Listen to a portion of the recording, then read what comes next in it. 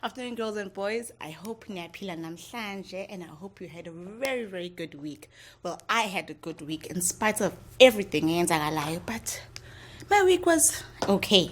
All right, namhlanje story set for today, rather our sermon for today, itholakala kuJudges chapter 11. Abahluleli chapter 11 ngizoxoxela mina istory bese niyani sifunde as I tell you the story. All right. Kuthiwa ke before ngixoxela istory man, let's close our eyes and pray. Auntie Nkazana Khulekile asivale namehlo ke. Nkulunkulu Baba, siyabonga ukusithanda, siyabonga ukusinikeza a roof over our heads, siyabonga Nkosi ngokusipha ukudla, sibonga ngabazali, ngogogo, ngomkhulu, ngo-auntie, ngomalume. Siyabonga Nkosi ngokuthi uhlezi ukhona ngaso sonke isikhathi.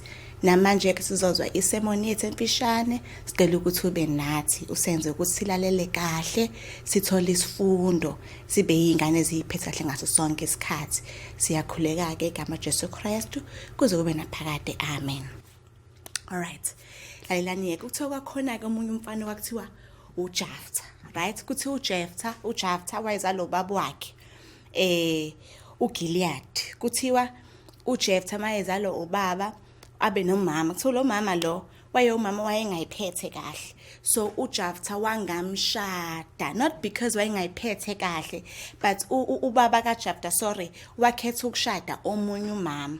So mayese shadile kubaba wahlala noJephthah, stepmother kaJephthah, base baba neyingane obhuti baJephthah, step children zakaJephthah, step brothers zakaJephthah. So mabehlala bonke bakhula nje kahle, kwangaba khona okutheni okubi thengelinye ilanga ubaba kaJephthah wayeseyashona. Mayeshona kwenzakala into ebhlungu, obhuti bakhe bamxosha uJephthah bathi nje akahambe la ekhaya, hamba la ekhaya, siyazi ukuthi uzofuna ifa la baba, phuma la, hamba. Hawu, bakhule ndawonye njena. Sasingekho isidingo sokuthi baze bamxoshe, nanokuthi bathi nje ifa la baba wakhe, zofuna ifa la baba, wena hamba la. Hey, nangempela kuthiwa kuJephthah ke wahamba amadoda endawo ayenganakekile, ngesingisi kuthiwa they were worthless men.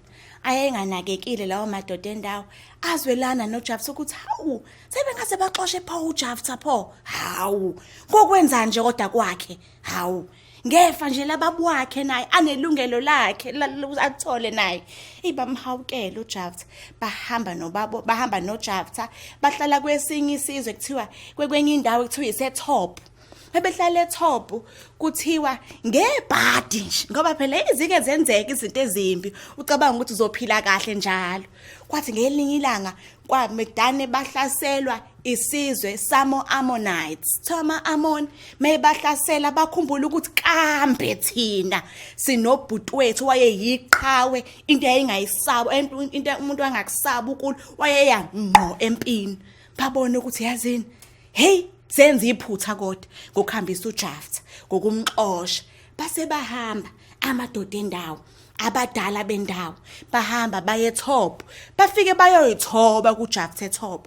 Hey, bafika kuJephthah, mfowethu, Nkosi yami, siyacela bandla ukuthi uzosiza. Yazi ukuthi phela isizwe sama-Ammonites bayasihlasela, Ayaziwa-ke ama-Ammonites ukuthi awadlani nengane. Ayelwa kuthiwa nje ayingevelwa enanamahasha amakhulu amahasha strong banezikhali zokulwa. Hey, babexakekile nje ama-Israelites. Hayi athi uJephthah, awu nina niyakhumbula yini ukuthi nangixosha? Awu Jephthah, siyaxolisa. Ingakho phela sila sizozama ukulungisa isimo. Athi uJephthah, he anishoni mangase ngempela ngiye empini nani nizongenza ukuthi ngibe umphathi wenu. Bible thwe hayi Jephthah athi okay ngiyaniswa. uJephthah athumela umyalezo. Niyezwa athumela umyalezo uJephthah kwinkosi ama-Ammonites. Mayethumela umyalezo abuza uJephthah, kwenziwa yini kodwa nisihlasela? Yini kodwa sinenzeni? Ithi inkosi ama-Ammonites, nathathi isizwe sethu nini. Hawu athi uJephthah ya hawu isizwe senu ayi ngicela ukuyichaza. Athumela umyalezo ngicela ukuyichaza lento. Azizange sathi isizwe senu, sathi thina obaba omkhulu bethu bephuma eGibhithe bacela ukudlula endaweni yase-Edomites, yase-Edom, banqabe Edom. Sacela ukudlula endaweni yaseMoab, banqabe Moab. Hayi, sacela ukudlula endaweni yase-Amorites, ama-Amori ashawuvalo abona ukuthi sizobahlasela.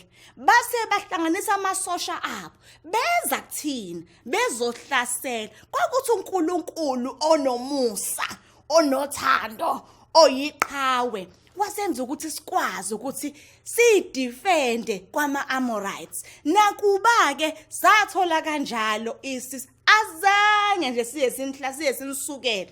Sasukela ama-Amorites uNkulunkulu wasenza ukuthi sinqobe. Mase sinqobile niyalazi ke kudaba. Niyazi kwenzeka kanjani? Uthatha konke okubhilonga kwama-Amorites. Otherwise asenisukela futhi awu yonke leminyaka nihlezi nithuli nje 300 years wonke. Hayi wayesethi uJephthah, hayi ayikho into esizoyenza. Kusho ukuthi kayi fanele kiwe empini. Kodwa before that lalelani guys, lalelani, listening to me girls and boys. Nathi ke into uJephthah wathandaza uNkulunkulu ngoba sikwazi uthatha izinqumo sazange size consult kuNkulunkulu. uJephthah ke wasiyakhula uNkulunkulu baba sizoye siyacela bandla ukuthi unginikeze impendulo ukuthi senze njani. Nawo ama-Ammon ayasihlasela.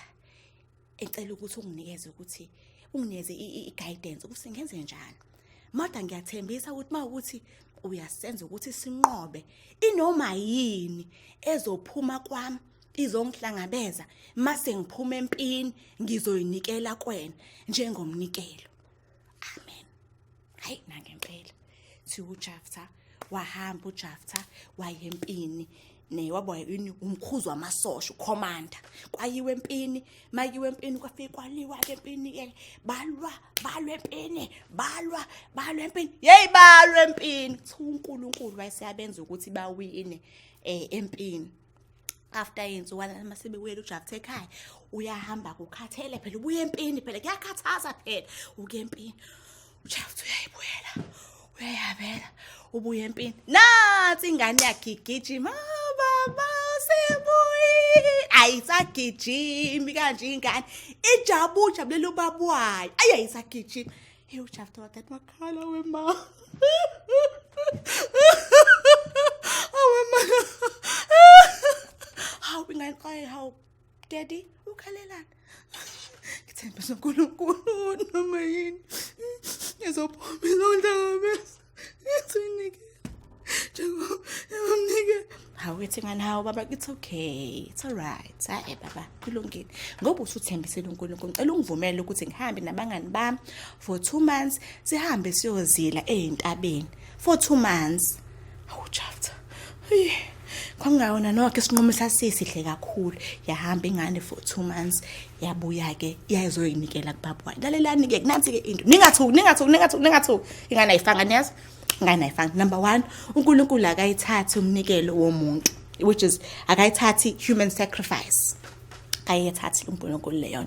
Number 2, isifazana uNkulunkulu wamkela umnikelo wemvu yesilisa engena sici, yes, not umuntu. So into eyenzeka, ingane yahamba yosebenzela uNkulunkulu. Ngamanye amazwi ayizange ihlale nobaba. So uJafta wakhalisa ukuthi Nkosi yami nginengane yodwa kuphela nje, isiyahamba isiyohlala endaweni thizeni yosebenzela uNkulunkulu. Nansi into ke sifuna sisitholayo la before sivale, yes. 1, siyahlala nemndeni yethu ehlukahlukene, hlale no step brother, no step sister, no step mother, fanele sifunde ukubaphatha kahle. Number 2, masihlala no step brothers, no sisters, we need to learn ukuthi sazi ukuthi sabandawonye sonke. Besides our step brother, no step father, no auntie, no gogo, fanele sibe yingane eziziphethe kahle ngaso sonke isikhathi. Yes, uNkulunkulu uyasithanda kakhulu sonke. Asifunde ukuphathana kahle. Amen. Asivale namehlo ke masithandaze. Siyabonga Nkosi ngesifundo osiphe sona namhlanje. Siyacela Nkosi ukuthi usifundise ukuthi siphathane kahle, singahlukumezani. Sazi Nkosi ukuthi sonke somndeni owodwa and wena ubaba wethu. Siyabonga ke Nkosi ngokuthi umkhuleko wethu uzwile futhi siyazi ukuthi uzowuphendula. Ngegama Jesu Kristu waseNazaretha. Amen. Sanibonani bantu baseNingizimu Afrika yonkana.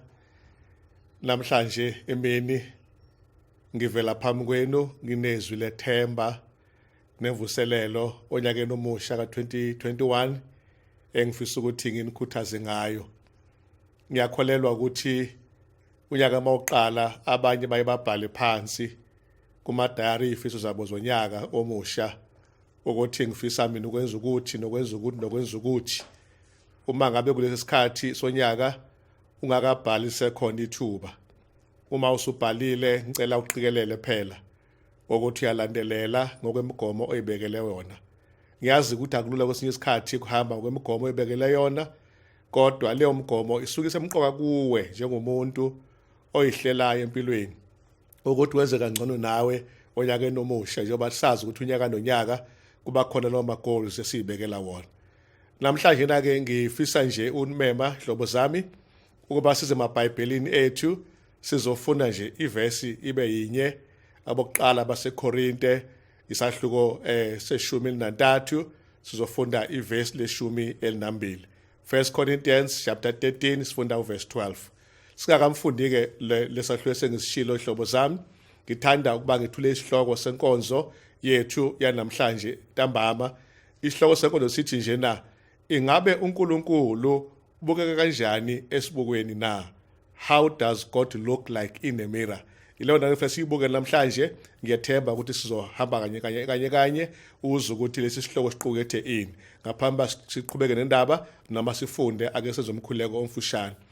Baba wethu osezulwini, uNkulunkulu odala izulu nomhlaba, yithi laba sikukhonza namhlanje.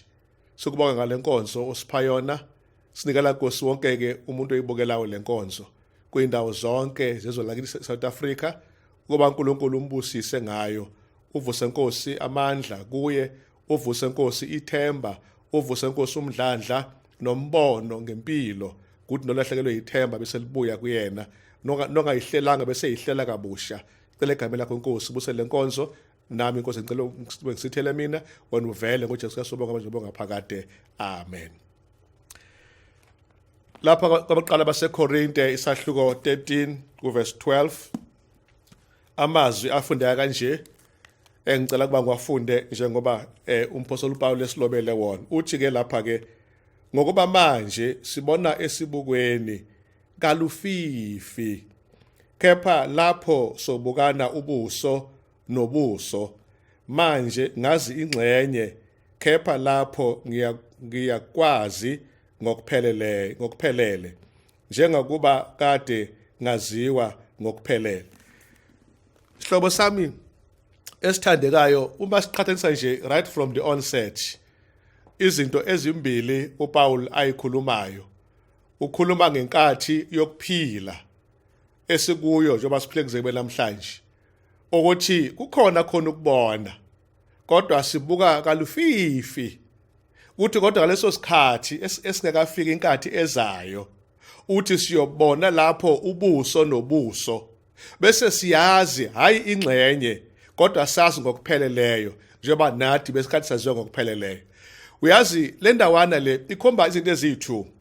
Okokuqala ikhomba ukuthi thina njengabantu asikamazi uNkulunkulu ngokuphelele njengoba yena esazi ngokupheleleyo. Thina sazi ingxenye kaNkulunkulu leyo mhlambe eyembulekayo kithi emehlweni ethu engqondo noma emehlweni ethu kamoya. Kuba khona izambulo engalingani, omunye ubulelwe kangcono kunomunye ngaloNkulunkulu. Kodwa sisonke masibuka kahle phansi kwezimo ezithile ikhulaze engajwayelekile noma ezingemnandi bese kubonakala manje uNkulunkulu uthanda ukufiphala emehlweni. Isithombe sesingaqhami kahle ukuthi how does he look like. Uma simbheka uNkulunkulu simbona kanjani ngempela, simbona kalufifi. Kodwa ithi iBhayibheli sizobona ekugcineni kwesikhathi ubuso nobuso. Lamazwi akhombisa ukuthi ungakhathazeki kakhulu ngokuthi isithombe sikaNkulunkulu asikaqhami ngisithi ba emehlweni akho. Zikhona izinto ezithanda ukuba zikufiphaze lokhu, kodwa ngokuhamba kwesikhathi uma inkosi yethu iqhama ngamafa esibhakabhakeni sizoke sesiyibona ubuso nobuso. Athi mekhuluma umpostoli uJohane athi asikwazi esiyoba yikho ngomuso, sazi lento eyodwa nje ukuthi mayibonakala siyoba njengayo. So onke lawo magama abuyisa lelithemba lokuthi ithembe libusisiweyo liphila ngaphakathi kwethu. Nakuba singakaboni ngokuphelele, nakuba singakazi ngokuphelele, kodwa kukhona ithemba elithi ukhona uNkulunkulu. Kuyinto enhle kakhulu lena ukuba wena nami nabo bonke abantu basemhlabeni bavume ukuthi ukhona uNkulunkulu ongakhonzwa, ongadunyiswa, onganikezwa lonke udumo nanxa singaboni njengamanje ngokupheleleyo.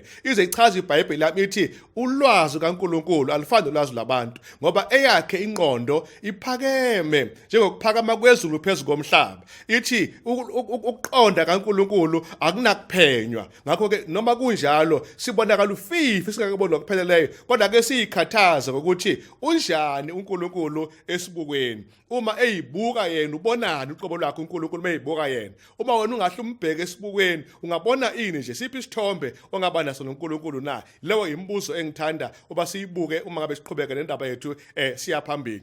Ngithe uma ngifunda kancane ngathola ukuthi ngale mihla uPaul anobe ngawo le verse ethandekayo ezikhathini zakhe zasemandulo uma ethi sibuka lufifi esibukweni kubili ayizama ukuba aqhamise noma isithombe asakhayo esingathi sikulekelele nawe sikwenza ukuthi ngempela ngempela ukuthi alright wayisho kahle mesho kanje umpostoli uPaul. Okokuqala izibuko zosuku lwakhe noma zesikhathi sakhe beyingafani nezibuko zanamhlanje eziyiglass. Kwakuyizibuko engaqhamile kahle ngoba zazakhiwa ngethusi. Uyabona ke mawubheka isibuko sethusi asikwazi ukuqhamisa iimage noma umfanekiso noma lokho ufuna ukukubuka kahle ngokucacile. Yokuqala ke into uPaul ayichaza ngenkathi esibuka lufifi esibukweni. Okwesibili futhi okuqhamileyo lapha uPaul ayekuveza uthandekayo okusiza kakhulu nathi njengabantwana bakaNkulunkulu ngaphandle kwalokho sengikushilo ukuthi kwakuba khona lesi simo sokuthi image ingabonakali kahle ngenxa yokuba vele ithanda uba ibe sesimeni chaze ngasehla sokuthi isibuko lesi asibukisi kahle ngendlela umuntu angathanda ukuba abuke ngayo. Now uyabona ukuthi okwesibili ke kushuthi ke enga reflect kahle image uma ekhuluma lapha umpostoli uPaul yayiba indirect and inaccurate. Ngabanye amagama isithombe othi mawusibuka namhlanje esibukweni ubona the real you, uzibone ukuthi ngimude, ngimfushane, ngislender, ngihlanzekile, ngcolile. Kodwa lesi sibuko semihla kaPaul sasingaqhamile, sasiyisibuko esingabonisi iimage njengoba injalo. Yayiba sengathi image ithanda uba ingaveli kahle. Uthi kuPaul sibona kalufifi namhlanje kodwa egcineni sizokwazi njengoba saziwa and futhi sizophinda futhi sazi ngokupheleleyo ngoba namhlanje sazi ini ingxenye. Uyazi ukuthi hlobo sabethandekayo ntambama nje ngibe nomcabango la mangicabanga lenkonzo ngaphamba ngizoyithula phambi kwakho. ngathi ngokwemicabango yami in my own funny imagination ngazibona ngihamba nobaba okuthiwa uNkulunkulu mhlambe sistrola naye engadini esingathi nje ipark ethile ngihamba noNkulunkulu ubaba kimi mina ngumntwana kuye nawe ngokufanayo cabanga ngendlela engicabanga ngayo bese ekubamba ngesandla uNkulunkulu njengoba usukubona ubaba ebamba ingane yakhe indodana yakhe indodakazi yakhe bayahamba bayaxoxa bayakhulumisana kumnandi bese kuba khona njengoba wazi ukuthi izingane zinembuzo eminingi ezibuza kubantu abadala nawe ake ube lengane phambi kaBaba uNkulunkulu ombuza imibuzo mhlawumbe bemibili nje owokuqala umbuzo ongabuza kuNkulunkulu uthi uNkulunkulu yini nje ekujabulisayo kulempilo yakho engapheliyo what excites you in your eternal life Nkosi uNkulunkulu okwesibili yini ekuphatha kabe emoyeni uNkulunkulu ongenamkhawulo ongenaso isiphetho owayekhona nokhona nozoba khona yini ekuphatha kabe kuthiwa ngempela ke manje uNkulunkulu is unhappy is sad emsweni bakhe uNkulunkulu uphatheke kabuhlungu enhlizweni yakhe yini ekuphatha kabe uNkulunkulu na leyo umbuzo leyo ngahle uyibuze la kuNkulunkulu ake ucabange ukuthi kuzobe ngathini uma lembuzo umbuza yona na uNkulunkulu ukhulumile vele ezweni lakhe ngale ndaba engiyibuzayo ziningi impela uJehova ayikhulumile uNkulunkulu ukhulumile wathi ngokubuya kwesoni esisodwa besilahlekile samukela insindiso ithi iBhayibheli lami kuyathokozwa ezulwini kuba khona injabulo nenhlokomo nakuzo ingelosi ngamanye amagama uNkulunkulu into emthokozisayo ukuthi umuntu aphendulele amehlo akhe kuNkulunkulu ambheke uNkulunkulu abesembona enkazimulweni yakhe abesembona ebuhleni bakhe uma uzombona uNkulunkulu esenkazimulweni inkazimule ngale engapheko ukucabanga ngamehlo omuntu inkazimulo esekafinyelele nakufinyelela kuyona umbona uJehova ekhazimula enjalo ngamehlo omqondo nangokufunda kwakhe eBhayibhelini usuke usumnika ijabulo uNkulunkulu emangalisayo enhlizweni yakhe kanti masiqhubeka nokona senza okubi ukuthi uNkulunkulu angithokozi ngokufa komuntu omubi ngakho ke uJehova into angayithokozeli ukuhlala kweingane zakhe esonweni sengathi uNkulunkulu ngasinika indlela uJehova yokuphakama masishane siyithithi thuthuli sibuye size kuNkulunkulu kusenethuba angasuvale umusa wakhe sithi siyaphakama sisala ngaphandle khumbula imhleni kaNoah ithi iBhayibheli yami basukuma egcineni bamemeza bathi Noah vule eminyango kwangasekho ndlela angavula ngayo uNoah ngoba babeyeke ithuba elalikhona uthi uJesu ke nasemhleni yakhe uJesu uthi koba njalo bazobe abantu beyidlela beyiphuzela beyishadela beyiganelwa bakha benza yonke into benganake lutho beqhubeka nenormal business as usual and yet uJesu ube ngokwesibili ngokuzumayo kodwa ngifisa ukuthi namhlanje ukuthi into eyenza abantu abaningi bangaphakameli ukufuna ukubona ubuso bukaNkulunkulu ingoba noma siyambheka uNkulunkulu asimboni kahle sibona kaluvindi esibukweni lalela ke uNkulunkulu akaveli esibukweni lali igama lithi isibuko liwumzekelo nje imetaphor umfanekiso uNkulunkulu uzembula yena ngokwakhe self aziveze ukuthi ngingubani ukhumbula kuMoses uthi uMoses manje ekhuluma lapha Exodus 3 uthi ngofike ngithini kubantu bakwaIsrael ngothi ubani ongithumile uthi uNkulunkulu ubatshela ukuthi unginguye ungithumile uNkulunkulu uyazazi ukuthi ubani kulabo bafuna ukumazi ukuthi ubani uyazembula aziveze kuyena angabonakali njengendlela ecashile kodwa ngendlela ebonakala ecacileyo kodwa isono sinakho kuba simthiye uNkulunkulu kuba uzethu umuntu angaboni kahle isimo uNkulunkulu sangempela ayisona ngoba isono sinakho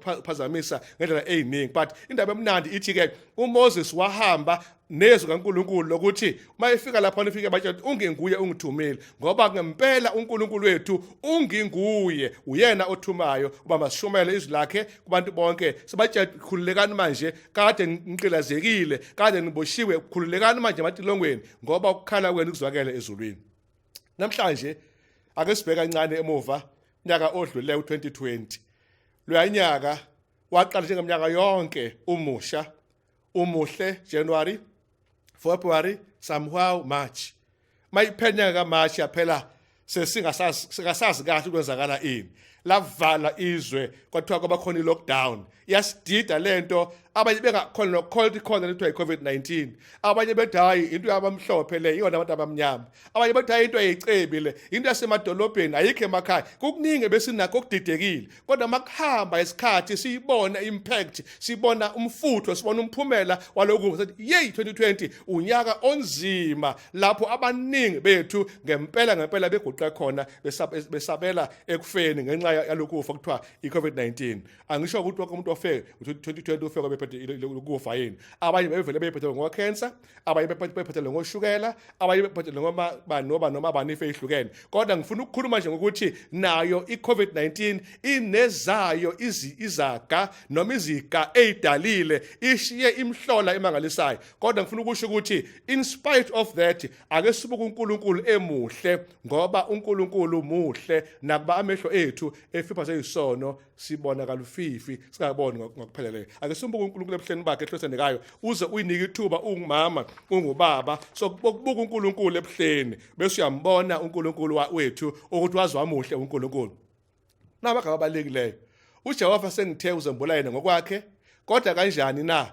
Uzembula ngoba ebeke izwi lakhe eliyiBhayibheli. Elincomayo namhlanje ntambama ukuthi awuziphe ithuba njengoba uziphe ithuba lokudla, uthi uziphe ithuba lokufunda izwi kaNkulunkulu.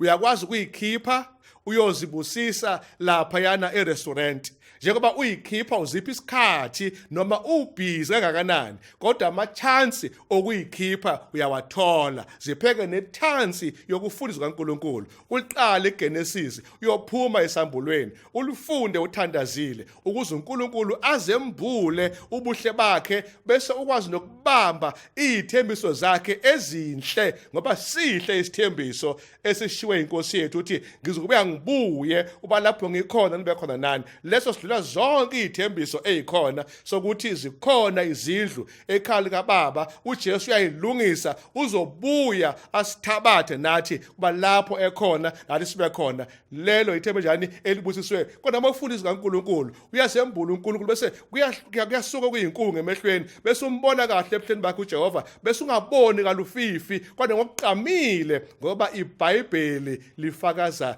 ngoNkulunkulu. iBhayibheli lifakaza ngoJesu ngomoya ongcwele. Ngakho ke qaphela ke ukufunda izwi kaNkulunkulu. Okunye kubalulekileyo engicela makuphela lenkonzo nje namhlanje, ma usenesikhathi after lenkonzo seyiphelile, awuziphi ithuba ukufunda iBhayibheli kaNkulunkulu even namhlanje seqedwe ukushumayela noma liphike elinye ilanga. Uma ukwazi ukukulungela empilweni yakho, zifundise ukuba ube umuntu ozondlayo ngokamoya ngokufunda izwi lakhe uNkulunkulu. Okwesibili, uzembula uNkulunkulu entshumayelweni. Njengoba ngishumayela nje, uNkulunkulu uyakhuluma nawe, ukhuluma ngami ngiyisone nginje.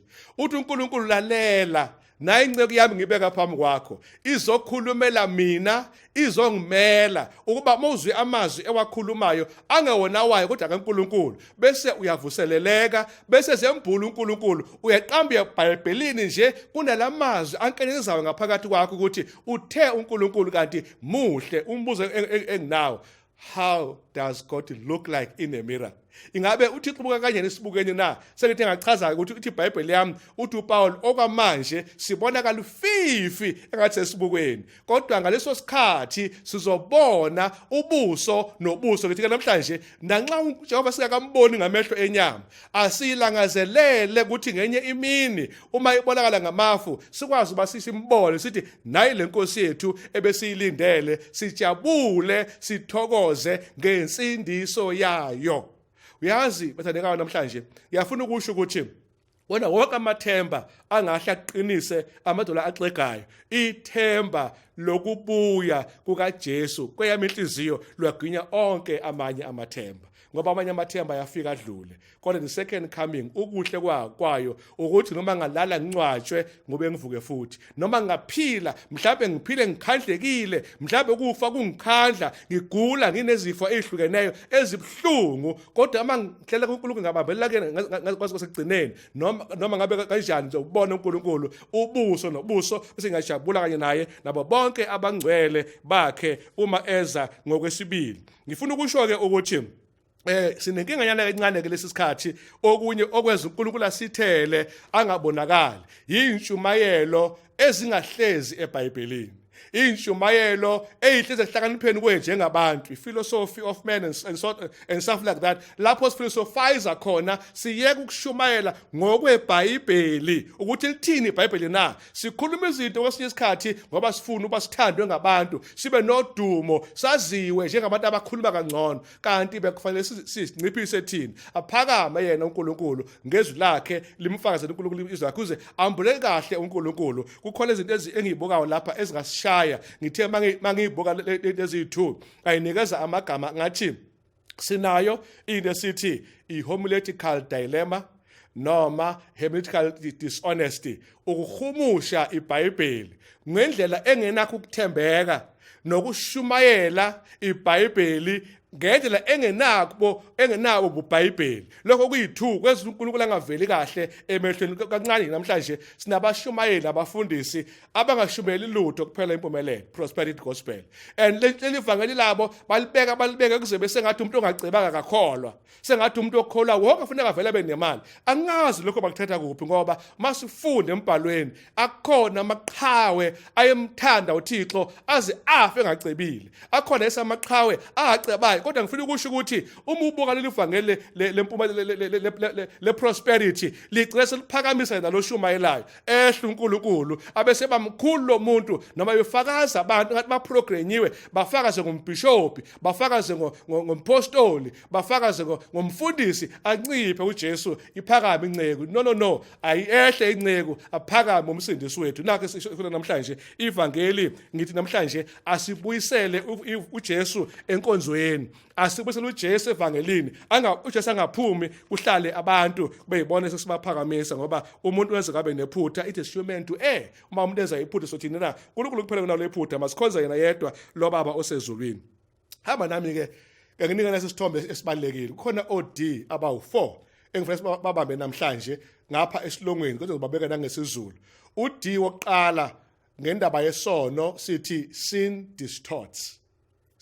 distorts isono siyadida ingqondo kaEva yadideka uma inyoka imconvince ikhuluma naye imkhohlisa iwuthisha wamanga izophikisa uthisha weqiniso kuNkulunkulu oshilo ukuthi ungadli la uma udla lo muthi uyofa nokufa inyoka yafika yaphamisa yonke lento Eva wadideka waba ne distortion wagcina esengena esilingweni leso so oqala futhi siqapheni namhlanje ukuze simbone kahle uNkulunkulu masingavumi ukuba isono sisidide sisivale ingqondo namehlo ngebhadiki isono simnandi siyajabulisa siyathokozeleka kodwa umphumela wasegcineni ukufa uD wesibili sin divides bakithi angiphinde sin divides siyehlukanisa ini isono kwahlukana okokuqala uAdam noEva ngembono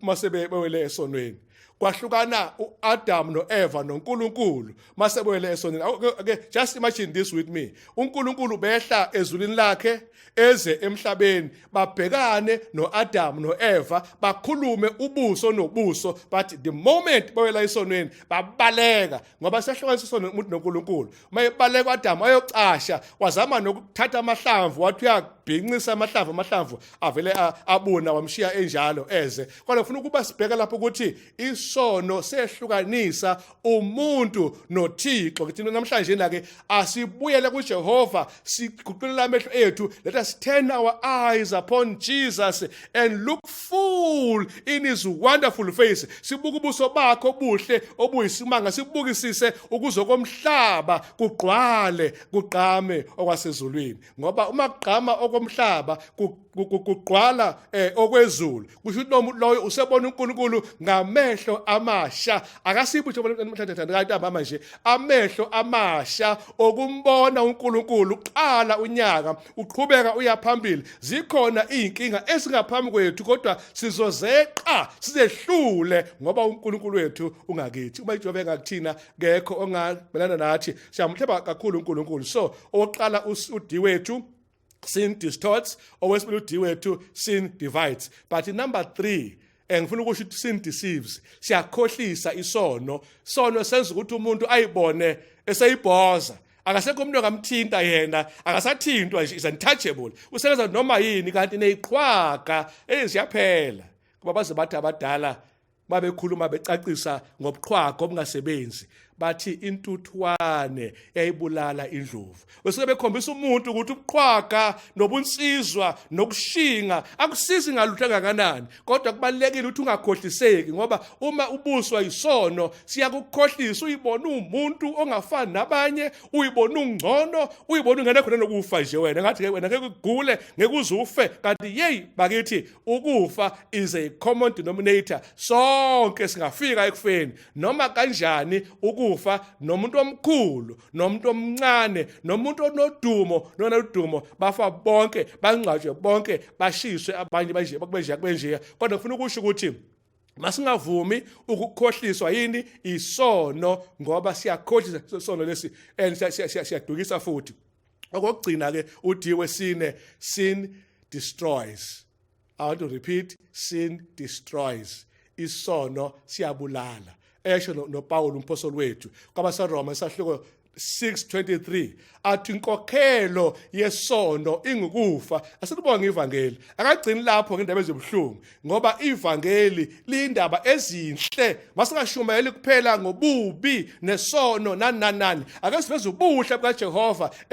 Bashuwela abafundisi bamba zabantu bami, siphakamise ubuhle bukaNkulunkulu. Uma iqhubeka iBhayibheli yami ithi kepha isipho sikaNkulunkulu sokuphila okuphakade siyatholakala ngeNkosi yethu bani Jesu Kristu. Bakithi ngifuna ukubeka lamagama lawa ngokucacile. Yebo, isono siyabhubhisa, siyabulala isono, kodwa uJesu wehla ezulwini, wafa emnqamlezweni, wafa esiphambanweni, uba aqede iappetite yami nawe yokuthanda isono. Sifuna ukuthanda uNkulunkulu, singahaheli, singakhanuki isono. Kwesithanda uNkulunkulu ubaba wethu osemazulwini, ngoba uNkulunkulu wethu uyena kuphela owasenzayo. Ngakho ngicela ukuthi namhlanje ukuthi masingadideki noma ngabe umhlaba wenza ini oyenzayo namhlanje phakathi kwethu. Mangiveze ukuthi uNkulunkulu uyazeka, kodwa futhi not ngokupheleleyo.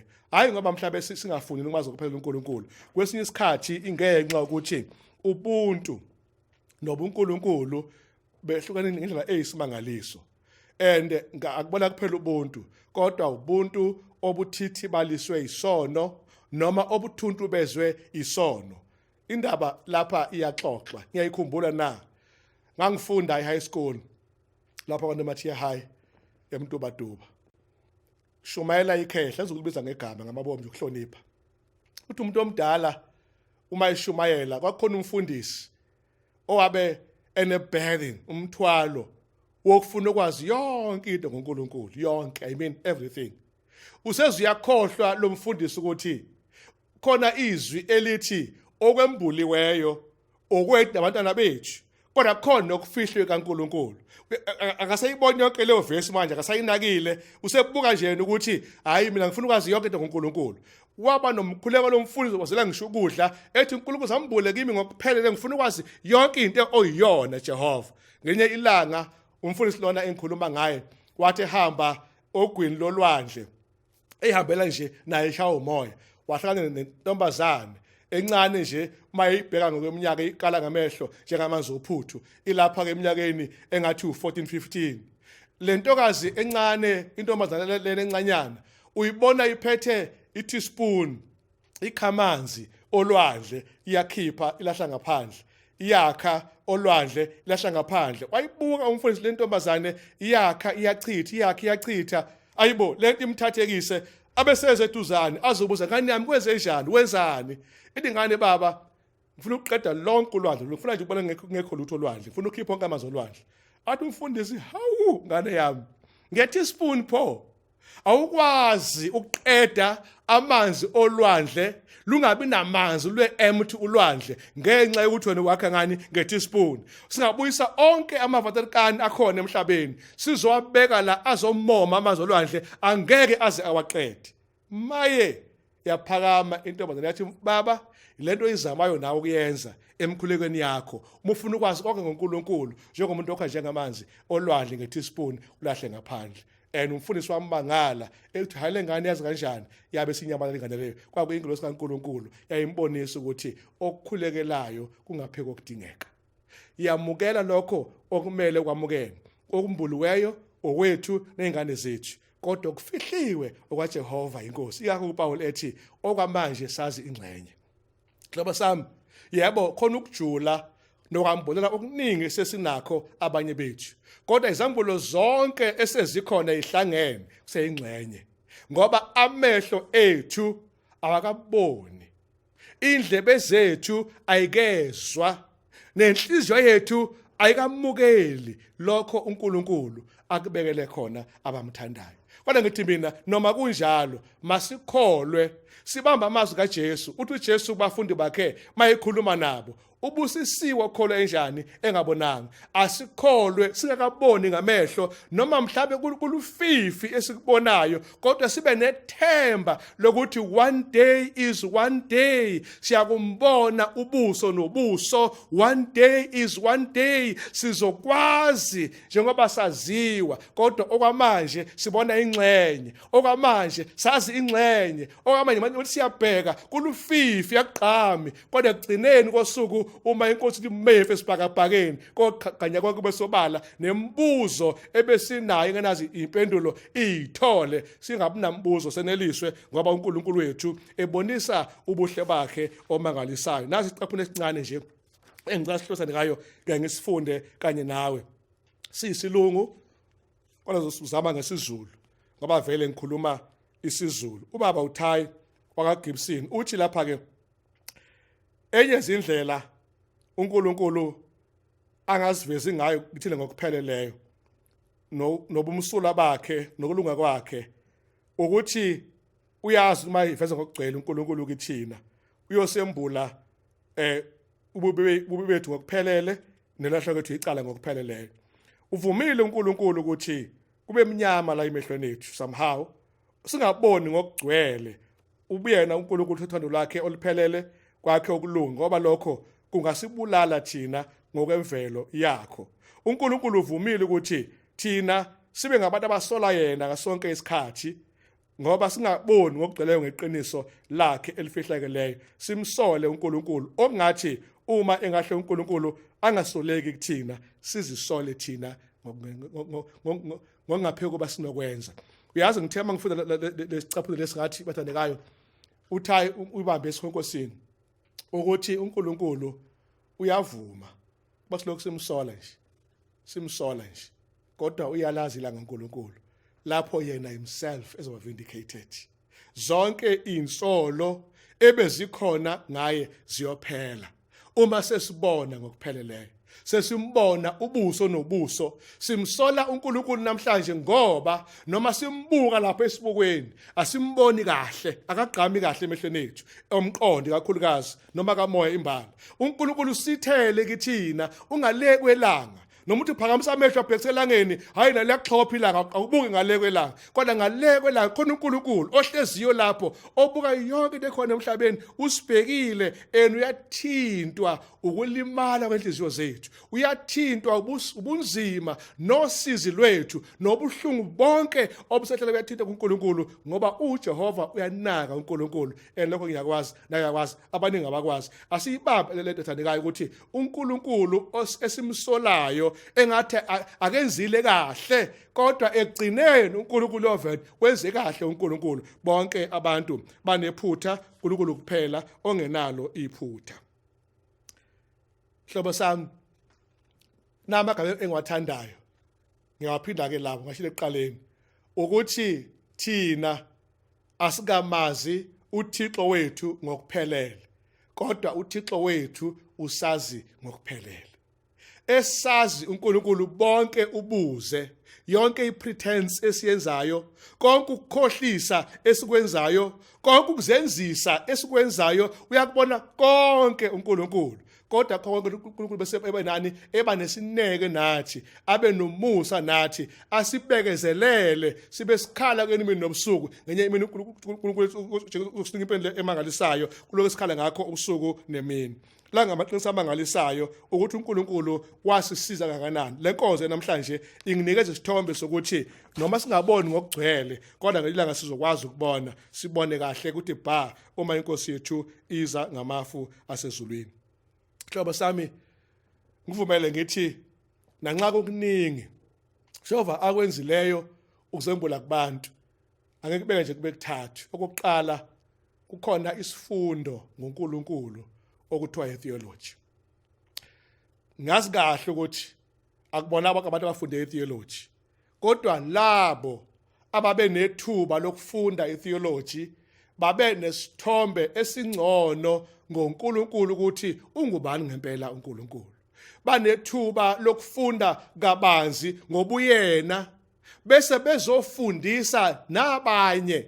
Babalekele ukuba uNkulunkulu ngempela unjani. Ake ngibeke kancane nje. Kukhona abantu abangamazi kahle uNkulunkulu. Abantu babembheka bathi uNkulunkulu nje into enolaka, ecuphe ukuthi nje wona ngakubulala. No. Unomusa uNkulunkulu. Unothando uNkulunkulu. He is not a stained judge. He is not a ruthless king ongelandaba nabanye abantu, kodwa uyinkosi ethe sebukhosini bakhe ezulwini abese edabukela izoni, ayihawukele izoni, ahlose ukuphosa intambo yokuphila kuthiwa ibamba intambo leyo abese eyaphila. Ongayibambanga ke ameke nomfila ke nomsinga wesono uzomfaka ke ekufeni.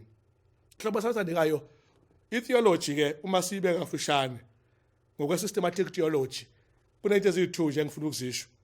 Theology is a servant of the Bible.